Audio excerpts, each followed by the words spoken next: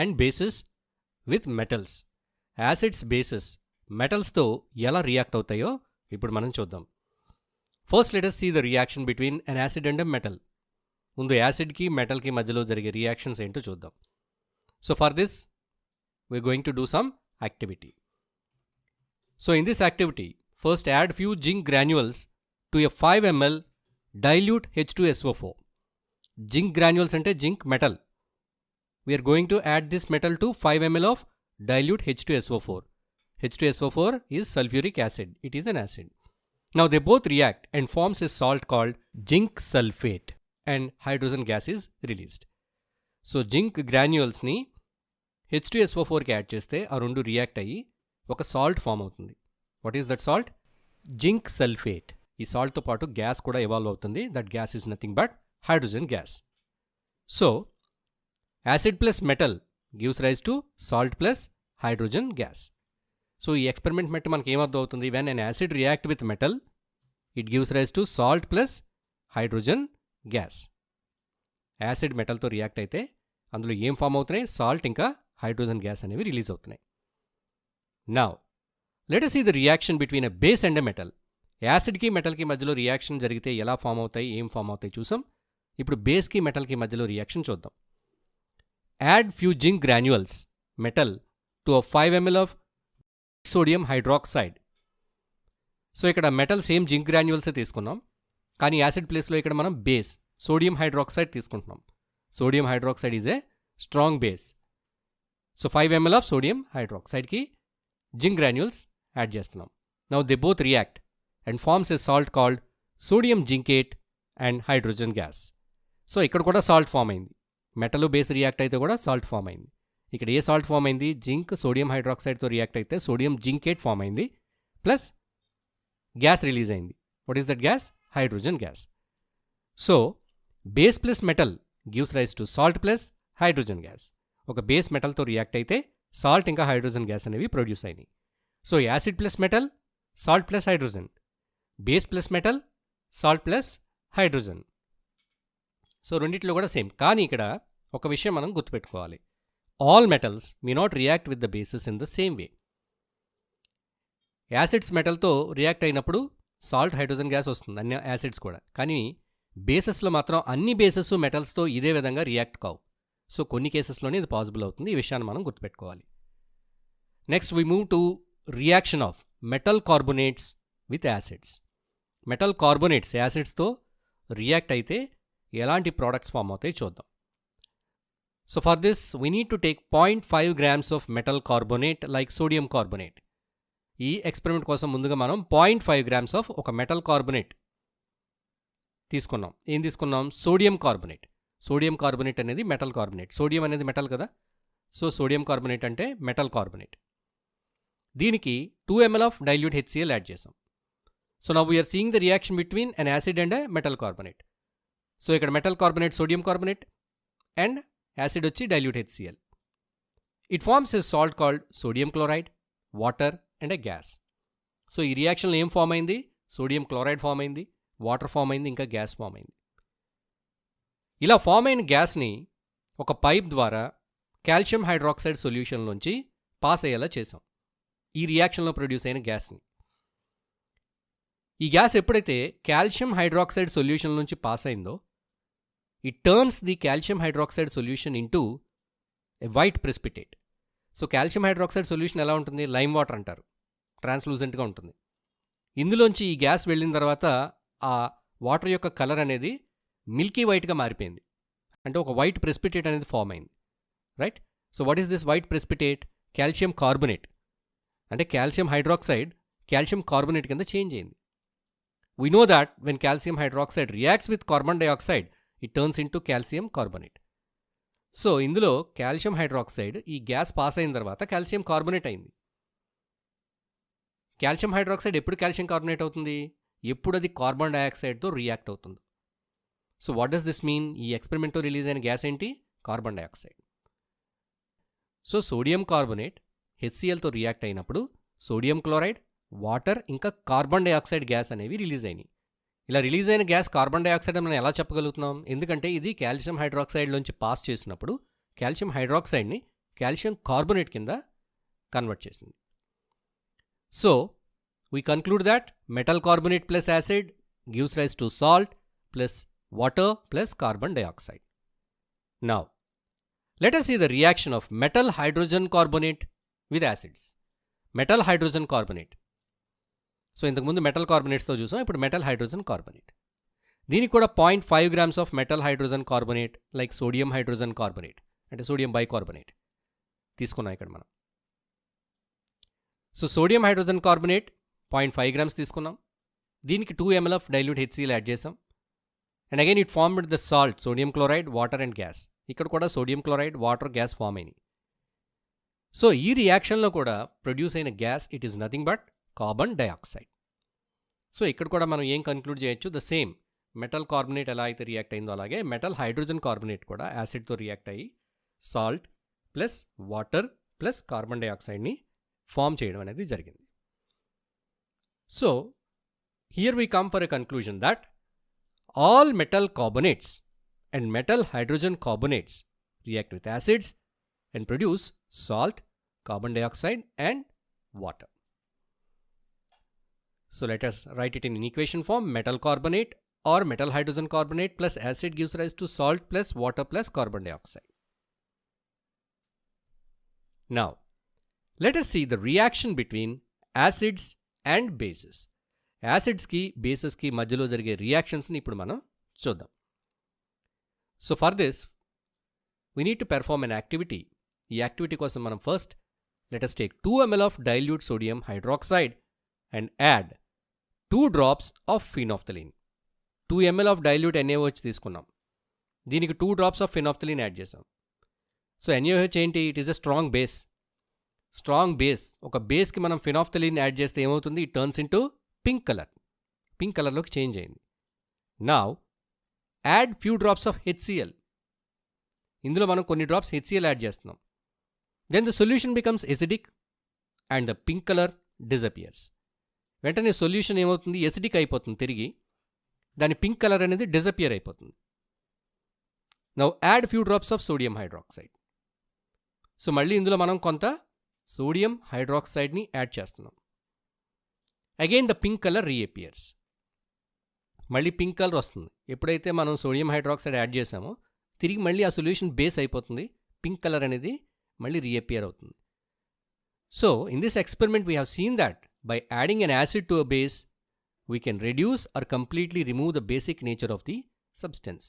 ఒక బేస్కి acid add చేయడం వల్ల దాని బేసిక్ నేచర్ని కొంతవరకు కానీ కంప్లీట్గా కానీ మనం రిమూవ్ చేసేయగలుగుతాం. In the same way by adding base to an acid we can reduce or completely remove the acidic nature of the substance. ఇలాగే మనం ఒక యాసిడ్కి బేస్ని యాడ్ చేయడం వల్ల ఆ యాసిడ్ యొక్క ఎసిడిటీని కంప్లీట్గా రిమూవ్ చేయొచ్చు లేదా తగ్గించడం కూడా చేయొచ్చు. సో ఇలాంటి రియాక్షన్స్ని ఎప్పుడైతే ఒక యాసిడ్కి బేస్ని మనం యాడ్ చేస్తామో, యాడ్ చేసి వాటి యొక్క ఎసిడిక్ లేదా బేసిక్ నేచర్ని కంప్లీట్గా రిమూవ్ చేస్తామో దాన్ని మనం న్యూట్రలైజేషన్ రియాక్షన్ అంటాం. This type of reactions are called neutralisation reactions. So a base plus acid gives rise to salt plus water. So this reaction is neutralization reaction. ఒక బేస్ ఒక acid react అయితే salt ఇంకా water అనేవి form అవుతాయి. Reaction of metal oxides with acids. Metal oxides acids react అయితే ఎలాంటి products form అవుతాయి? Let us see. Take a small amount of copper oxide in a beaker and add dilute HCl slowly by stirring. ఒక బీకర్లో copper oxide తీసుకోవాలి, దీనికి dilute HClని స్లోగా కలుపుతూ add చేయాలి. Now the colour of solution slowly changes to bluish green colour. ఇప్పుడు colour bluish గ్రీన్లోకి change అవుతుంది. ఈ కాపర్ ఆక్సైడ్ అనేది HClతో రియాక్ట్ అవుతుంది. మెటల్ ఆక్సైడ్, కాపర్ ఆక్సైడ్ అనేది metal oxide reacts with an acid HCl and it forms copper chloride. ఏం form చేస్తుంది? Copper chloride and water. Copper chloride ఇంకా వాటర్ని ఫామ్ చేస్తుంది. So a metal oxide plus acid gives rise to salt plus water. ఒక metal oxide యాసిడ్తో react అయితే salt ఇంకా water form అవుతాయి. Now let us see reaction of non metal oxides with base.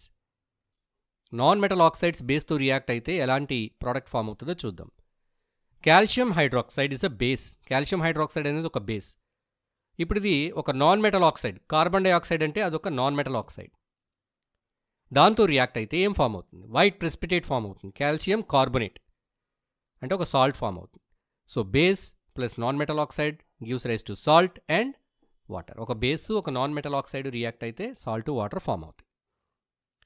So let us see the common thing in both acids and bases. రెండిట్లో కామన్గా ఉండేది ఏంటో ఇప్పుడు మనం తెలుసుకుందాం. Take some dilute HCl in a beaker and fix 2 electrodes. Dilute HCl తీసుకున్నాం ఒక బీకర్లో, దీంట్లో 2 ఎలక్ట్రోడ్స్ పెట్టాం. ఈ రెండింటికి కూడా 2 వైర్లు కనెక్ట్ చేసాం. ఈ 2 వైర్లలో ఒక వైర్కి మధ్యలో మనం ఒక బల్బ్ని ఫిక్స్ చేసాం. ఇప్పుడు ఈ 2 వైర్ల యొక్క free ends connect the free ends of the wires to a power source. ఒక పవర్ సోర్స్కి కనెక్ట్ చేసి కరెంట్ని ఫ్లో చేసాం. Now the current flows through the solution and the bulb glows. ఈ డైల్యూట్ HCl లోంచి కరెంట్ ఫ్లో అయ్యి bulb వెలుగుతుంది. Dilute HCl లోంచి కరెంట్ ఫ్లో అవుతుందంటే dilute HCl is a conductor of electricity. So dilute HCl is an acid. So acid is a conductor of electricity. Now replace the contents in the beaker with glucose solution. ఇప్పుడు బీకర్లో ఉన్న acid తీసేసి glucose solution వేసాం. మళ్ళీ power source connection ఇచ్చాం, power మనం flow చేసాం, but bulb వెలగలేదు. Because glucose solution is not a conductor of electricity. Again replace with alcohol. ఈసారి గ్లూకోజ్ బదులు ఆల్కహాల్ ఉంచాం, బల్బ్ వెలిగిందా? లేదు. It means alcohol is also not a conductor of electricity. Now again replace the alcohol with sodium hydroxide. Alcohol తీసేసి sodium hydroxide వేసాం. Now the bulb glows. So this shows that acids and bases, they conduct electricity. Acids, bases ఎలక్ట్రిసిటీని conduct చేస్తాయి. Right? So do you know why? ఎందుకు చేస్తున్నాయి? ఎందుకు acids bases మాత్రమే ఎలక్ట్రిసిటీని conduct చేస్తున్నాయి? ఆల్కహాల్ గ్లూకోజ్ ఎందుకు చేయలేదు? యాసిడ్ బేసెస్లో ఏముంది? Let us see. Acid bases, when dissolved in water, they produce cations and anions. యాసిడ్ని కానీ బేస్ని కానీ మనం నీళ్ళలో కలిపితే క్యాటయాన్స్, యానియాన్స్ ఫామ్ అవుతాయి. క్యాటయాన్స్ అంటే పాజిటివ్ అయాన్స్, యానియాన్స్ అంటే negative ions. For example, when HCl is dissolved in water, HClని మనం వాటర్లో కలిపామనుకోండి, it produces H+ ions and Cl- ions. H+ ions అంటే పాజిటివ్ అయాన్స్ అంటే క్యాటయాన్స్, Cl- అయాన్స్ అంటే నెగిటివ్ అయాన్స్, యానియాన్స్. ఇక్కడ క్యాటయాన్స్, యానియాన్స్ ఫామ్ అయినాయి. ఈ అయాన్స్ ఫామ్ అవడం వల్ల ఎలక్ట్రిసిటీ అనేది కండక్ట్ అవుతుంది. So these hydrogen ions cannot exist alone. ఇలా హైడ్రోజన్ అయాన్స్ ఫామ్ అయినాయి కదా క్యాటయాన్స్ కింద, ఇవి విడివిడిగా ఉండలేవు. విడి హైడ్రోజన్ అయాన్స్ కింద ఉండలేవు. ఇవేమవుతాయి? They exist in the form of hydronium ions. ఈ హైడ్రోజన్ అయాన్స్ కంబైన్ అయిపోయి హైడ్రోనియం అయాన్స్, H3O+ అయాన్స్ని ఫామ్ చేస్తాయి. So now let us see with a base. బేస్ని వాటర్లో డిజాల్వ్ చేసాం. బేస్ కూడా ఎలక్ట్రిసిటీని కండక్ట్ చేస్తుంది. ఏమైంది ఇక్కడ? సోడియం హైడ్రాక్సైడ్ కలిపాం. This sodium hydroxide dissociates into Na+ cations and OH- anions. So Na positive ions అంటే క్యాటయాన్స్ కింద, OH- అయాన్స్ అంటే యానియాన్స్ కింద. ఇవి డిస్అసోసియేట్ అయ్యి ఎలక్ట్రిసిటీని కండక్ట్ చేసినాయి. Now dilution. యాసిడ్ బేసెస్ యొక్క డైల్యూషన్ గురించి తెలుసుకుందాం. If we mix an acid or a base with water, it results in the decrease in the concentration of ions per unit volume. This process is called dilution. ఒక యాసిడ్ని కానీ బేస్ని కానీ తీసుకుంటే దాన్ని మనం వాటర్లో కలిపామనుకోండి, యాసిడ్ని కానీ బేస్ని కానీ, అవి అయాన్స్ కింద డిస్అసోసియేట్ అవుతాయి, అయాన్స్ ఫామ్ అవుతాయి అని అనుకున్నాం. సో ఇప్పుడు దాంట్లో మనం వాటర్ యాడ్ చేసి డైల్యూట్ చేస్తున్నాం ఇంకా ఆ యాసిడ్ లేదా బేస్కి. అది ఇంకా డైల్యూట్ చేసేటప్పుడు ఇక్కడ అయాన్స్ యొక్క కాన్సన్ట్రేషన్ ఏమవుతుంది? సో ఇక్కడ ఏమవుతుంది? ఆ యాసిడ్ లేదా బేస్ యొక్క కాన్సన్ట్రేషన్ అనేది తగ్గిపోతుంది. సో ఇలా ఒక యాసిడ్ లేదా బేస్కి వాటర్ యాడ్ చేసే ప్రాసెస్ని మనం డైల్యూషన్ అంటాం. So dilution is an highly exothermic reaction. Dilution అనేది ఒక హైలీ ఎక్సోథర్మిక్ రియాక్షన్. ఎక్సోథర్మిక్ అంటే హీట్ని రిలీజ్ చేస్తే లేదా ఎనర్జీని రిలీజ్ చేసిన, ఎస్పెషల్లీ హీట్ని రిలీజ్ చేస్తే ఆ రియాక్షన్ని ఎక్సోథర్మిక్ రియాక్షన్ అంటాం. ఏదైనా ఒక రియాక్షన్లో హీట్ బయటకు రిలీజ్ అయితే అది ఎక్సోథర్మిక్ రియాక్షన్. సో ఈ డైల్యూషన్ అనేది ఎక్సోథర్మిక్ అంటే మనం వాటర్కి యాసిడ్ కానీ బేస్ కానీ యాడ్ చేస్తే హీట్ రిలీజ్ అవుతుంది. సో అందుకే మనం ఎప్పుడైనా సరే ఈ డైల్యూషన్ చేసేటప్పుడు చాలా కేర్ఫుల్గా చేయాలి, ఎందుకంటే హీట్ రిలీజ్ అవుతుంది. So always add acid to water slowly by stirring. Never add water to acid. యాసిడ్కి మనం వాటర్ కలపకూడదు. వాటర్కి యాసిడ్ని కలపాలి. డైల్యూషన్ చేయాలంటే we should always add acid to water. యాసిడ్ని కొద్దిగా కలుపుతూ వాటర్లో యాడ్ చేయాలి. అంతేగాని వాటర్ని తీసుకొచ్చి డైరెక్ట్గా యాసిడ్లో పోయకూడదు. It is dangerous. అలా చేసామనుకోండి, if water is added to the acids, it splashes out. ఒకసారి అది బయటకు స్ప్లాష్ అయిపోయి యాసిడ్ మన మీద పడి బర్నింగ్ అనేది జరుగుతుంది. ఎందుకంటే ఇలా ఒకసారి మనం వాటర్ని యాసిడ్కి యాడ్ చేస్తే లోకల్ హీటింగ్ అనేది జరుగుతుంది. ఈ లోకల్ హీటింగ్ అనే ప్రాసెస్ వల్ల ఇలాగా ఈ స్ప్లాషింగ్ అనేది, యాసిడ్స్ అనేవి మన మీదకి తుళ్ళే అవకాశాలు ఉంటాయి. Next see strength of acids and bases. Acid bases యొక్క స్ట్రెంగ్త్స్ గురించి ఇప్పుడు చూద్దాం. All acids do not have same strength. In the same way, all bases do not have the same strength. అన్ని యాసిడ్స్కి ఒకే స్ట్రెంగ్త్ లేదు, అలాగే అన్ని బేసెస్కి ఒకే స్ట్రెంగ్త్ లేదు. So కొన్ని స్ట్రాంగ్ యాసిడ్స్ ఉంటాయి, కొన్ని వీక్ యాసిడ్స్ ఉంటాయి. అలాగే కొన్ని స్ట్రాంగ్ బేసెస్ ఉంటాయి, కొన్ని వీక్ బేసెస్ ఉంటాయి. ఎలా తెలుస్తుంది మనకి? మనం ఎలా కేటగరైజ్ చేస్తాము? దేని ఆధారంగా మనం ఇది వీక్ బేస్, ఇది స్ట్రాంగ్ బేస్ అని చెప్తాం? What is the base for this? That to segregate which is a strong acid, which is a weak acid, strong base, weak base, we can do it with the help of a pH scale. ఒక acid యొక్క strength లేదా base యొక్క స్ట్రెంగ్త్ని మనం pH scale ఉపయోగించి తెలుసుకుంటాం. ఈ pH స్కేల్లో ఏముంటాయంటే 0 to 14 values ఉంటాయి. ఈ pH స్కేల్ అనేది 0తో స్టార్ట్ అయ్యి 14తో ఎండ్ అవుతుంది. ఏ సబ్స్టెన్సెస్ వాల్యూ అయితే 7 ఉంటుందో, అంటే ఈ pH స్కేల్కి మధ్యలో ఉండే 7 దగ్గర ఉంటాయో వాటిని న్యూట్రల్ సబ్స్టెన్సెస్ అంటాం. అంటే అవి యాసిడ్ కాదు, బేస్ కాదు. Right? So the substance with pH 7 are neutral substances. The substances with pH below 7 are acidic. 7 కంటే తక్కువ, 0కి 7కి మధ్యలో ఉండే వాటిని ఎసిడిక్ సబ్స్టెన్సెస్ అంటాం. ఇవన్నీ యాసిడ్స్. అలాగే 7కి 14కి మధ్యలో ఉండే సబ్స్టెన్సెస్ అన్నీ కూడా bases, alkaline substances. The acids that are close to 0 are strong acids. 0కి దగ్గరగా ఉండే యాసిడ్స్ అన్ని స్ట్రాంగ్, 7కి దగ్గరగా ఉండే యాసిడ్స్ అన్ని వీక్ యాసిడ్స్. అలాగే బేసెస్లో 14కి దగ్గరగా ఉండేవని స్ట్రాంగ్ బేసెస్, 7కి దగ్గరగా ఉండేవని weaker bases. So in this way, by using pH scale, we can find out, identify the nature of the acid or base, the strength of the acid or base. Now let us see the importance of pH in daily life. మన day to day లైఫ్లో ఈ pH అనేది ఎలా ఉపయోగపడుతుంది, ఎక్కడెక్కడ దీన్ని use చేసుకుంటాం, apply చేస్తాం చూద్దాం. The pH of water in water bodies is very important for aquatic life. So water బాడీస్లో ఏముంటాయి? aquatic ప్లాంట్స్ ఇంకా యానిమల్స్ ఉంటాయి. ఆ ప్లాంట్స్ అండ్ యానిమల్స్ అవి ప్రాపర్గా సర్వైవ్ అవ్వాలంటే వాటర్ యొక్క pH అనేది కరెక్ట్గా మెయింటైన్ అవ్వాల్సి ఉంటుంది. ఫర్ ఎగ్జాంపుల్, ఆర్టిఫిషియల్గా మనం ఒక పాండ్స్ కానీ లేక్స్ కానీ సెటప్ చేసామనుకోండి, ఫిష్ పాండ్స్ కానీ, చేపలను పెంచడం, రొయ్యలను పెంచడం, వీటిలో ఆ వాటర్ యొక్క pH కరెక్ట్గా లేకపోతే అందులో ఉండే యానిమల్స్ అనేవి చనిపోతాయి. Acid rains make the water bodies acidic. Acid rains వల్ల, యాసిడ్ రెయిన్స్ అంటే ఏమవుతుంది? రెయిన్ వాటర్ గాలిలో ఉండే యాసిడ్స్తో రియాక్ట్ అయ్యి, గాలిలో ఉండే గ్యాసెస్తో రియాక్ట్ అయ్యి యాసిడ్స్ ఫామ్ చేస్తుంది. ఈ యాసిడ్స్ కనుక వాటర్లో కలిస్తే ఆ వాటర్లో ఉండే ప్లాంట్స్, యానిమల్స్ చనిపోతాయి. Plants need specific pH for their healthy growth.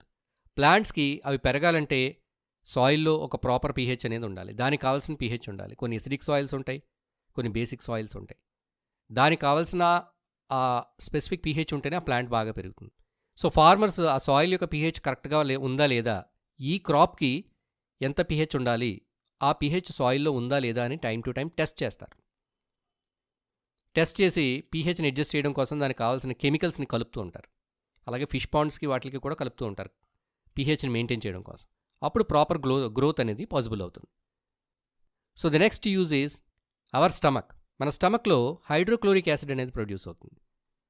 So ఇది వెరీ లో pHలో ఉంటుంది, అంటే హైలీ ఎసిడిక్గా ఉంటుంది. బట్ ఈ యాసిడ్ వల్ల మనకి డైజెషన్ అనేది జరుగుతుంది. ఎందుకంటే మనకి డైజెషన్, ప్రోటీన్ డైజెషన్ అవ్వాలంటే మన స్టమక్లో పెప్సిన్ అనే ఒక ఎంజైమ్ రిలీజ్ అవ్వాలి. ఈ పెప్సిన్ అనేది యాక్టివేట్ అవ్వాలంటే మన స్టమక్ ఎసిడిక్గా ఉండాలి. So it helps in digestion. అయితే ఈ యాసిడ్ కనుక ఎక్కువైపోయింది అనుకోండి, మన స్టమక్లో యాసిడ్ ఎక్కువగా ప్రొడ్యూస్ అయిపోయింది అనుకోండి, it leads to a condition called acidity. ఎక్కువైపోతే యాసిడిటీ అనే కండిషన్ వస్తుంది. అంటే కడుపులో మంట రావటం, తేనుపులు రావటం, గుండెల్లో మండటం, ఇదంతా జరుగుతుంది. ఎందుకంటే కడుపులో ఉండే యాసిడ్ ఎక్కువ ప్రొడ్యూస్ అయిపోయింది. సో ఈ యాసిడిటీని తగ్గించడానికి యాంటాసిడ్స్ యూస్ చేస్తాం. ట్యాబ్లెట్స్, సిరప్స్ తీసుకుంటూ ఉంటారు. సో ఈ యాంటాసిడ్స్లో ఏముంటుంది? బేస్ ఉంటుంది. ఏం బేసెస్ ఉంటాయి? మెగ్నీషియం హైడ్రాక్సైడ్ లాంటి బేసెస్ని యూజ్ చేసి తయారు చేస్తారు. సో ఈ బేసెస్ అనేవి కడుపులోకి వెళ్ళి కడుపులో ఉన్న యాసిడ్ని న్యూట్రలైజ్ చేస్తాయి. అంటే న్యూట్రలైజేషన్ రియాక్షన్ జరుగుతుంది. సో అప్పుడు ఆ యాసిడ్ యొక్క ఎఫెక్ట్ అనేది మన కడుపు మీద, స్టమక్ మీద తగ్గుతుంది. Next one, the tooth enamel which is made up of calcium hydroxy appetite is dissolved by acids produced in the mouth. మన నోట్లో మన పళ్ళు పాడవకుండా కాపాడడానికి మన టీత్ మీద ఎనామెల్ అనే సబ్స్టెన్స్ కోటింగ్ ఉంటుంది. ఈ ఎనామెల్ దేంతో తయారవుతుంది? కాల్షియం హైడ్రాక్సెపటైట్. ఈ కాల్షియం హైడ్రాక్సెపటైట్ అనేది ఒక స్ట్రాంగ్ బేస్ లాంటిది. ఇది మన ఫుడ్ ద్వారా ప్రొడ్యూస్ అయిన యాసిడ్స్ వల్ల ఈ లేయర్, ఈ కోటింగ్ అనేది డిజాల్వ్ అయిపోతుంది. మనం ఫుడ్ తీసుకుంటాం, చాక్లెట్స్, స్వీట్స్, షుగర్స్ తీసుకుంటాం. ఈ షుగర్స్ అన్ని కూడా మన పళ్ళకు అంటుకున్నప్పుడు మన నోట్లో ఉండే బ్యాక్టీరియా ఈ షుగర్స్ మీద ఫీడ్ అయ్యి, అంటే ఈ షుగర్స్ని అవి ఫుడ్ కింద తీసుకుని యాసిడ్స్ని ప్రొడ్యూస్ చేస్తాయి. ఈ యాసిడ్స్ ఈ ఎనామెల్ని డిజాల్వ్ చేసేస్తాయి. సో మన మౌత్లో ఉండే pH తగ్గిపోయి 5.5 కంటే తగ్గిపోతే కనుక పళ్ళని పాడైపోతాయి. సో మన మౌత్లో pH అనేది ఎప్పుడు ఎలా ఉండాలి? ఎక్కువగా ఉండాలి, ఆల్కలైన్గా ఉండాలి మన నోరు. సో అందుకే మనం మన పళ్ళు పాడవకుండా పేస్ట్ పెట్టుకుని బ్రష్ చేస్తాం. పేస్ట్లో ఏముంటుంది? కాల్షియం కార్బోనేట్ అనేది ఉంటుంది. Calcium carbonate is a base. ఈ బేస్ ఈ ఎసిడిటీని రెడ్యూస్ చేస్తుంది.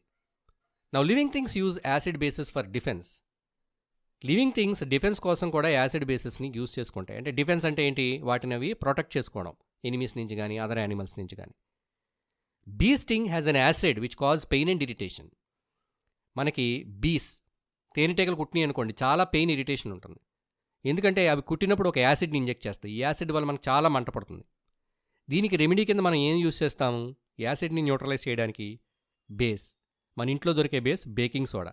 బేకింగ్ సోడాని పేస్ట్ కింద చేసి దాని మీద రాస్తే ఆ యొక్క ఇరిటేషన్ తగ్గుతుంది. సో ఇక్కడ కూడా న్యూట్రలైజేషన్ రియాక్షన్ అనేది జరుగుతుంది. అలాగే nettle leave sting. Nettle leaves కూడా వాటిలోంచి మనం వెళ్తే అవి గుచ్చుకుంటే, నెటిల్ లీవ్స్ కనుక గుచ్చుకుంటే ర్యాష్ పెయిన్ అనేది వస్తుంది. పొక్కుల కింద వచ్చి ఎర్రగా అయిపోయి బాగా పెయిన్ వస్తుంది. ఎందుకంటే వాటిల్లో ఉండే యాసిడ్ వల్ల. సో ఆ యాసిడ్ ఎఫెక్ట్ని న్యూట్రలైజ్ చేయడానికి డాక్ ప్లాంట్, ఈ డాక్ ప్లాంట్లో ఒక బేస్ ఉంటుంది.